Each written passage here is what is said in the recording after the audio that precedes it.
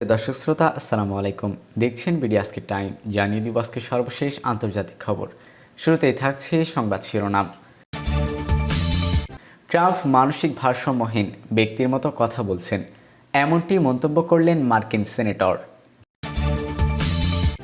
ইরানে আগ্রাসনের কারণেই জ্বলছে পুরো মধ্যপ্রাচ্য, এমনটি মন্তব্য করেছেন রাশিয়া।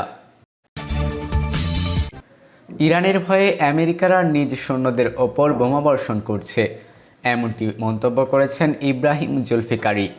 এতক্ষণ শুনছিলেন সংবাদ শিরোনাম, এবারে থাকছে সংবাদ বিস্তারিত। ট্রাম্প মানসিকভাবে ভারসাম্যহীন ব্যক্তির মতো কথা বলছেন, এমনটি মন্তব্য করেছেন মার্কিন সেনেটর। ইরানের নিয়ে মার্কিন প্রেসিডেন্ট ডোনাল্ড ট্রাম্পের সাম্প্রতিক হুমকির তীব্র সমালোচনা করেছেন দেশটির জ্যেষ্ঠ সেনেটর বার্নি স্যান্ডার্স। ট্রাম্পের সামাজিক যোগাযোগ মাধ্যমে পোস্টগুলোকে বিপজ্জনক এবং মানসিকভাবে ভারসাম্যহীন ব্যক্তির মতো প্রলাপ বলে অভিহিত করেন তিনি। রোববার এক প্রতিবেদনে এ তথ্য জানায় আল জাজিরা। সামাজিক যোগাযোগ মাধ্যম এক্সে সাবের টুইটার দেওয়া এক পোস্টে স্টার্ন লেখেন, ইরানে যুদ্ধ শুরু হওয়ার এক মাস পর যুক্তরাষ্ট্রের প্রেসিডেন্টের কাছ থেকে এ ধরনের বিবৃতি আসছে। মার্কিন কংগ্রেসের প্রতি দ্রুত ব্যবস্থা নেওয়ার আহ্বান জানিয়ে তিনি আরও বলেন, কংগ্রেসকে এখনই পদক্ষেপ নিতে হবে, এই যুদ্ধ বন্ধ করুন। সূত্র আল জাজিরা।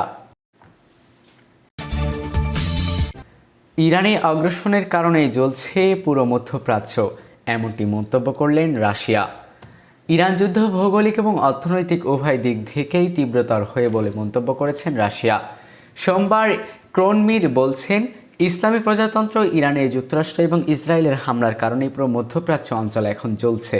মার্কিন president Donald Trump Easter Sunday উপলক্ষে সামাজিক যোগাযোগ মাধ্যমে দেওয়া এক পোস্টে ইরানকে গালিগালাজ করে হুমকি দিয়েছেন। পোস্টে তিনি বলেছেন, মঙ্গলবার হরমুজ প্রণালী পুনরায় খুলে দেওয়া না হলে ইরানের বিদ্যুৎ কেন্দ্র এবং সেতুগুলোতে হামলা চালিয়ে গুঁড়িয়ে দেওয়া হবে। ট্রাম্পের এই মন্তব্যের বিষয়ে জানতে চাওয়া হলে ক্রেমলিনের মুখপাত্র দিমিত্রি পেসকভ সাংবাদিকদের বলেছেন, রাশিয়া এসব দেখেছে, তবে এ নিয়ে সরাসরি কোনো মন্তব্য করতে চায় না ক্রেমলিন। পেসকভ বলেন, আমরা লক্ষ্য করেছি ওই অঞ্চলের উত্তেজনা মাত্র বাড়ছে, তা অব্যাহত রয়েছে। প্রকৃতপক্ষে পুরো অঞ্চলটি এখন জ্বলছে। ইরানের বিরুদ্ধে যে অগ্রাসন শুরু করা হয়েছিল তা এখনই বিপজ্জনক রূপ নেবে বলে মনে করা হচ্ছে।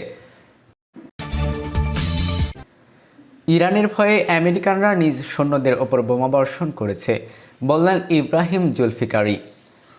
খাতামুন আম্বিয়ার কেন্দ্রের সদর দপ্তরের মুখপাত্র ইব্রাহিম জুলফিকারি এক বিবৃতিতে বলেছেন, পাইলট উদ্ধারে নেমে আমেরিকান সৈন্যরা ব্যর্থ হয়েছে।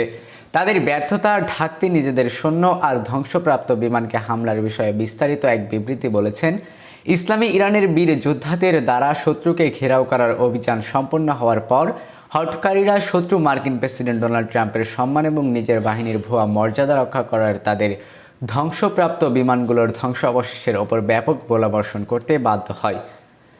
কর্নেল দ্বিতীয় ইব্রাহিম জুলফিকারি এর পূর্ণ বিবৃতিতে হুবহু এরিফ, বিসমিল্লাহির রহমানির রহিম, ঈমানদারদের প্রতি সাফল্য ঘোষণা।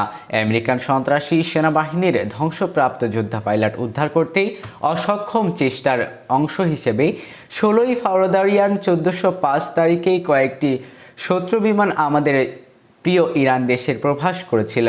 আল্লাহর সহায়তা এবং ইসলামী যোদ্ধাদের সতর্কতা ও প্রস্তুতি, বৈদ্যুতিক যুদ্ধ সরঞ্জাম, আধুনিক বিমান প্রতিরক্ষা ব্যবস্থা, জমিনের চিত্র প্রতিরক্ষা ব্যবস্থার পরিকল্পনা এবং নিরাপত্তা ঘিরে তৈরি ব্যবহার করে শত্রুদের দুটি 130 সামরিক পরিবহন বিমান এবং দুটি ব্ল্যাক হল হেলিকপ্টার লক্ষ্যবস্ত হয়ে জরুরি অবতরণের জন্য বাধ্য হয়েছিল।